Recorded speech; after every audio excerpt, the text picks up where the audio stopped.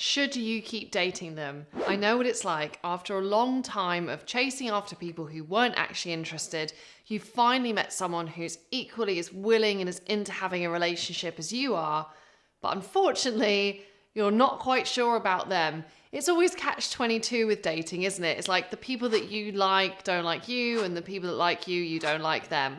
If you are considering whether you're going to stop dating someone or whether you really need to give this new relationship a chance, I've got 5 key questions that you can ask yourself to get clear on what the right next thing to do is. I'm dating coach Hayley Quinn, and it can definitely be confusing that if you've been used to being the person who's pushing for commitment and it not happening, for the shoe to suddenly be on the other foot, particularly when you can see the opportunity to have a committed relationship staring you in the face and suddenly you've got cold feet and you're not sure what to do about it next. Hopefully these 5 questions I'm going to get you to ask yourself are going to help you to get clear on what the best next thing to do is. My first question is, have you set your expectation level too high? Now, I bet if you're considering whether you should keep dating someone or not, this is already a question you've asked yourself. You may be worried that if you stop dating this person, that you're forever attaching yourself to some mythical idea of how a relationship should be. Perhaps you're dating this person because you actually want to challenge and change your patterns and stop chasing after unavailable people. Of course, there is such a thing as too high standards. If you're really focused on someone being a particular height, hair color, or having a certain amount of money in the bank, then perhaps you're not focusing your standards in the right area. But the good news is, if you're sitting there after dating this person, you're asking yourself challenging questions like, are they offering all that I'm looking for in a partner? How do I feel in their company? Do I feel like I'm being myself? Am I relaxed around them? These are great questions to ask yourself about the relationship that take it away from you having a rigid idea or picture about who you should be like, and that cause you to focus attention back on this immediate dating situation that you're in. Usually if you're worried that, hey, here's finally a person who wants the same kind of relationship as I do and I don't want them, if you're self-reflecting on that, that usually doesn't mean that you're going to be destined and doomed to have a life where you hopelessly chase after people who can't give you the level of commitment that you want. Instead, it could mean that whilst this person has set a really good benchmark for how they've treated you, that they're still missing some of those X factor ingredients that make them a really good partner to you. The second question I want you to ask yourself about this dating experience is, what does it mean to you to stop dating this person? It can be quite easy when we're considering ending a relationship to attach a lot of layers of meaning to that. So for you right now, if you stop seeing this person, does that mean you're going to be going home at night telling yourself that you always choose avoidant people, or you're always attracted to people that are emotionally unavailable? Be careful not to confuse this one example with how you act in the rest of your dating life. It's actually very possible that you may just not connect with this person enough to want to have a partnership with them, but that doesn't mean that you're then doomed to constantly be with emotionally unavailable people.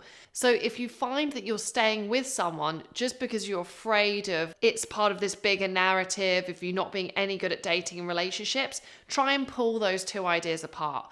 As I've said before, it could simply be that this person just isn't the right match for you. The third question I want you to ask yourself is, do you really think you're afraid of commitment? Or you're afraid of being closer to a person? A good signal around this could be, do you feel like you really need more of your own space just at the moment you're becoming closer to them? If you actually notice this internal desire to pull back whenever you've actually shared a really great moment together, whether that's a birthday or maybe you've gone on a little vacation, if after you pass a milestone or a significant event that was really fun, if you then recoil from that, that could be signaling to you that you just need to take this relationship more slowly, or you need to give yourself more permission to have space. It might not necessarily mean that the relationship in itself is wrong. It could just mean that how you like to relate to people is in a way which gives you more independence. And there are strategies and ways that you can balance that desire for independence whilst also continuing the relationship. That might mean that you only see this person you're dating on the weekends and save the weekdays to focus on yourself. It might mean that when they want to meet and you're really not sure about that, you compromise and have a video call instead. Ultimately as well, remember that the right partners for you are going to be people that intuitively make you feel comfortable and give you the right amount of space that you need. Question 4 is, should you just give it more time? Often, if you're not ready to make a decision about something and the answer isn't obvious and clear to you, this could simply be a signal that you need to ride this out just a little bit longer. You may be surprised that with more experiences under your belt, more time road testing this relationship, that things become obvious and clear. So don't put pressure on yourself to rush to a conclusion if it's not the right time yet for you to make that decision. And if you're conscious about how this might be impacting the other person, remember that that is already solved by having nice and clear communication with them.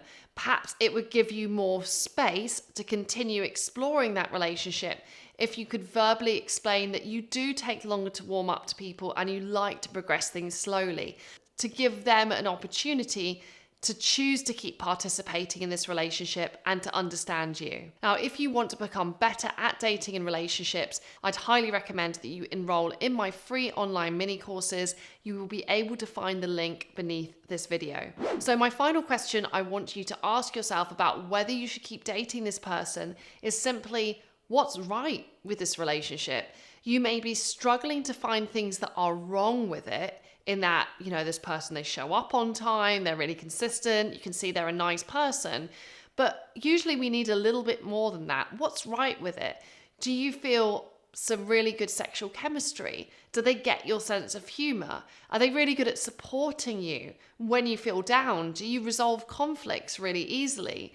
Sometimes, rather than just settling for a relationship because nothing's broken, it's also good to recognize that you are allowed to have a partner who is available, supportive, and clear about commitment, and you're also allowed to have that extra degree of connection, which signals to you that you should focus on this as a romantic partnership. Obviously, that connection often doesn't happen overnight, but if you're giving yourself enough time to really get to know someone, then it's also important that whilst all the relationships that you have from now on meet the benchmark of the other person being as willing as you are to invest and focus on the relationship, it's also a good signal to your self-esteem to know you're allowed to have an emotionally available partner and one who you really connect with as well.